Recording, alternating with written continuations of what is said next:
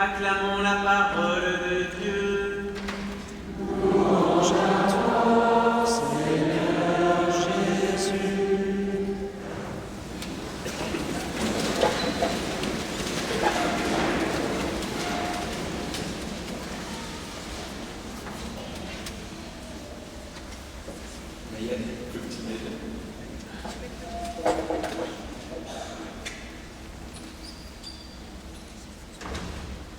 Donc, on continue notre même route depuis le début de l'Avent, que la terre exulte et fleurisse. C'est ce que vous avez eu sur la petite feuille qu'on vous a donné en entrant, s'il y en avait assez. Et on va voir aujourd'hui qu'est-ce qui est à l'origine de notre marche, qu'est-ce qui peut motiver notre marche tout au long de l'année. Alors, la première image que j'ai choisie pour vous, vas-y Mayol, elle est magnifique. On est en marche pour connaître la vérité, pour voir Dieu. Alors vous allez me dire, c'est un grand projet, déjà pour commencer. Mais en fait, si vous regardez bien les mages, ce sont des savants, les mages. Ce sont des gens qui connaissent plein de choses. Et il y a deux manières de savoir des choses. Quand vous discutez avec les gens, il y a les gens qui vous disent « Ah mais moi je sais, je vais t'expliquer ». Quand vous ne comprenez pas quelque chose, ils ont toujours la réponse et ils sont bien sûrs d'eux. Et puis il y a des personnes, comme ils ont beaucoup de connaissances, et bien ils ne vont jamais cesser d'apprendre de nouvelles choses. Ils vont être passionnés, toujours ils vont vouloir en savoir plus, mieux comprendre comment ça se passe. Ils sont prêts à se bouger quoi. Ils ne sont pas enfermés dans leur bureau, mais c'est vraiment des chercheurs. Alors, ça c'est le but de notre éducation. Normalement, quand on éduque des enfants, quand on les emmène à l'école, quand on les emmène au caté, c'est pas pour leur donner un savoir et puis comme ça ils ont bien été gavés. Non, l'idée c'est qu'on vous donne envie aux uns et aux autres de mieux comprendre, de mieux chercher, de vous faire votre propre idée de ce que vous pouvez découvrir justement. En fait, c'est de donner goût à la vérité. Mais qu'est-ce qui fait que des savants aussi géniaux qu'eux quittent leur pays? C'est qu'en fait, ils avaient du savoir, mais ça ne suffisait pas pour être heureux. Ils avaient du confort, mais ça ne suffisait pas pour être heureux. Ils avaient beaucoup d'argent, ça ne suffisait pas pour être heureux. Ils avaient en eux une quête beaucoup plus importante. Ils voulaient quelque chose qui puisse remplir leur cœur, vraiment orienter toute leur vie. Alors, ils se sont mis en route. Et puis, évidemment, ceux qui savent tout, ils sont restés dans leur bureau, alors eux, ils sont tranquilles. Mais les autres, ils se sont mis en route pour essayer d'en connaître plus. Les voilà qui peuvent être confrontés à des nuits. Et bien nous, vous savez, quand on croit tout savoir, qu'on n'a pas encore connu Jésus et qu'on est dans la nuit, on est bien embêté. En fait, je vais vous le faire comme ça, vous allez vous en souvenir. Quand vous perdez l'astre de Jésus dans votre vie, c'est le désastre. Voilà. En fait, quand on perd l'astre, c'est le désastre. Merci. Et bon, vous aurez retenu au moins un truc ce soir.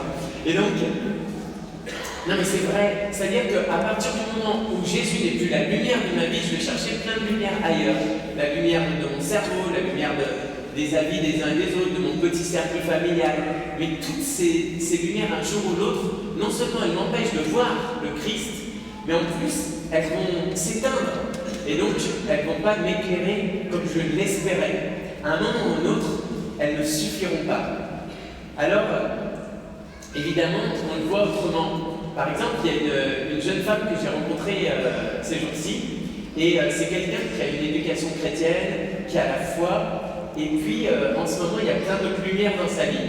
Ça peut être l'amour, le succès, des activités, etc. Bon, je ne vais pas raconter sa vie. Et donc, voilà qu'elle a plein de lumière dans sa vie, et je parlais avec elle, et elle me dit, Jésus, ah oui, si, je m'en souviens un peu, quoi.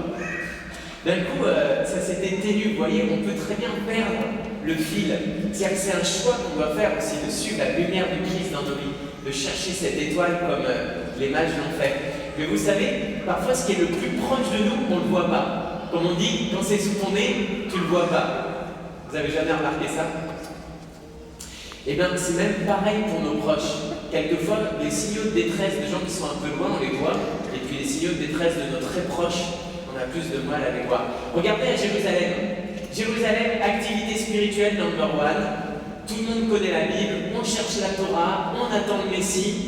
Il est en train de mettre à côté et personne ne le voit. Il faut que ce soit des gens venus d'Orient pour que d'un coup on se disent « Ah mais tiens, en fait, il était là ».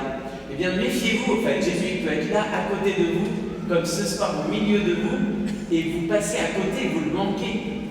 C'est possible qu'on manque Jésus si on ne le cherche pas. Si vous arrêtez de chercher Jésus, si vous croyez que votre foi c'est un savoir, à un moment ou à un autre, vous manquerez Jésus. Vous aurez une religion, mais vous n'aurez plus Jésus. Vous voyez, nous, notre quête, notre connaissance de Jésus, elle nous met en marche. Et évidemment, cette marche, elle nous permet aussi de reconnaître des signes. C'est la suivante, d'accord, c'est ça. Alors voilà, une vision qui nous met en route.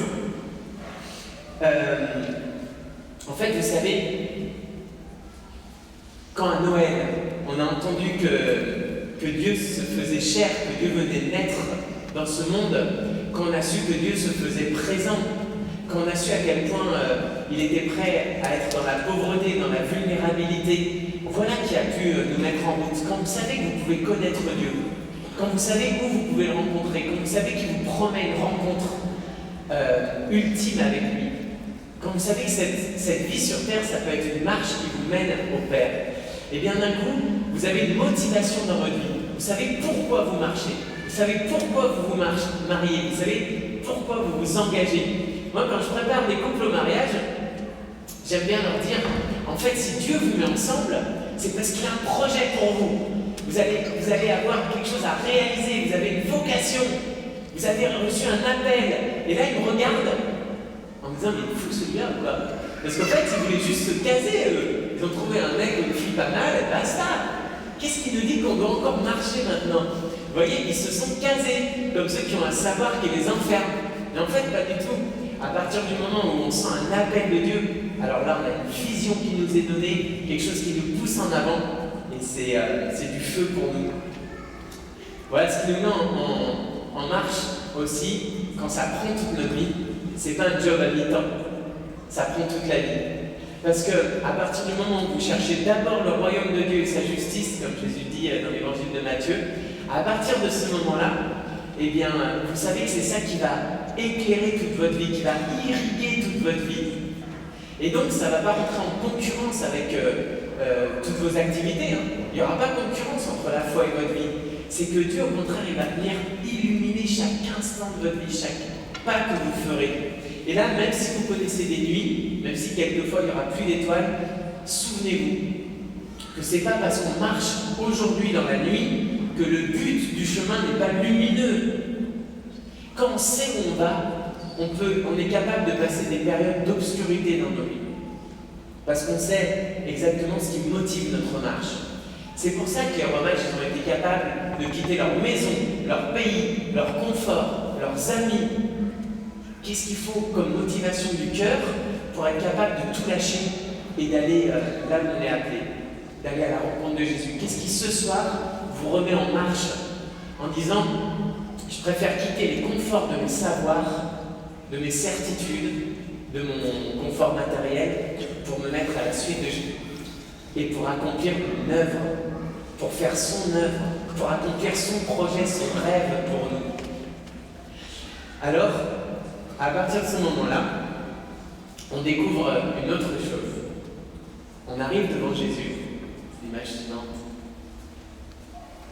On arrive devant Jésus, c'est comme ici, là, avec la crèche. Et puis vous avez deux types de personnes. Vous avez celui qui a le savoir toujours, ou celui qui est hyper rationnel, et regarde, il fait, tiens, c'est bizarre. Et puis il va essayer de comprendre. Il dit, oui, mais en fait, Marie, elle était enceinte parce que c'est pas par l'Esprit Saint, mais c'est autrement, je vais vous expliquer comment ça s'est passé. Et puis il y a l'autre savant, qui juste, il se met à genoux, il se prosterne devant le Seigneur. Et celui-là, il nous fait découvrir une chose incroyable, et Yasmine, elle nous aide ce soir à comprendre ça, c'est que bien souvent, ce sont les gens qui sont loin de Dieu, loin de l'Église, loin de notre pays, loin de notre foi. Ce sont eux qui vont nous montrer où est Jésus et comment se prosterner devant lui. Ce sont eux qui vont nous rappeler à la grâce de notre foi, à la bonté de Dieu. Vous savez, quand il y a des gens qui demandent le baptême, il y a des gens qui redécouvrent la foi, c'est une joie incroyable pour nous. Et je pense que Rémi et Sandrine et Sabine ils pourraient en témoigner aussi pour eux, comme tous ceux qui accompagnent des gens qui préparent le baptême. En fait, ces gens-là qui avancent vers Jésus, c'est eux d'un coup qui se mettent à nous guider vers Jésus. On découvre que les païens, comme il dit Saint Paul, que tous les hommes de toute la terre sont associés à la même joie, au même corps, au même mystère, au même héritage. La lumière de Jésus, elle est pour tout être humain, pour chaque homme. Et bien moi, quand j'ai préparé cette homélie, j'ai regardé un peu ce qu'on vivait, ce qu'on voulait vivre à Sainte-Blandine, et je me suis dit que si on regardait autour de nous, on verrait quand on met Jésus au cœur d'une paroisse, quand on met la joie de la bonne nouvelle au cœur d'une église, eh bien, on remarque que des enfants reviennent de loin, que des adultes reviennent de loin, qui trouvent place parmi nous, qui se réjouissent avec nous, qui partagent la même joie et qui se mettent à briller, eux aussi, d'une même lumière. Je voulais vous dire qu'on relance le parcours Alpha, et j'aimerais que vous preniez juste 30 secondes en vous disant qui est-ce que je vais inviter. Ça commence le 20 janvier, lundi 20 janvier. Qui est-ce que je vais inviter à participer à ce parcours? Quel que soit votre âge, votre situation, est-ce que vous pensez à une personne que vous pourriez inviter à un parcours Alpha? Parce que la lumière du Christ, elle s'est levée pour tous les hommes, toutes les nations. Cette bonne nouvelle, elle ne peut pas être privée. Et il y a tellement de gens, comme les mages, qui sont capables de se mettre en route à la recherche de la vraie lumière. Et puis je vous laisse une deuxième question. Vous allez arriver vers Jésus maintenant. Et avec quel présent est-ce que vous allez déposer devant lui? Qu'est-ce que vous allez donner de votre vie? Qu'est-ce que vous attendez pour cette année? Quelle relation? Quel changement dans vos vies? Quelle attente profonde? Quelle guérison? Quelle paix? Qu'est-ce que vous allez demander au Seigneur en vous approchant de lui? Quels que soient les enjeux de notre vie, le Christ se lève pour chacun de nous, à l'horizon de notre histoire, pour illuminer chaque instant. Seigneur Jésus, laisse-nous nous prosterner devant toi. Tu es l'horizon de notre vie. Tu es la lumière de départ, la motivation de tous nos engagements, le sens de nos journées.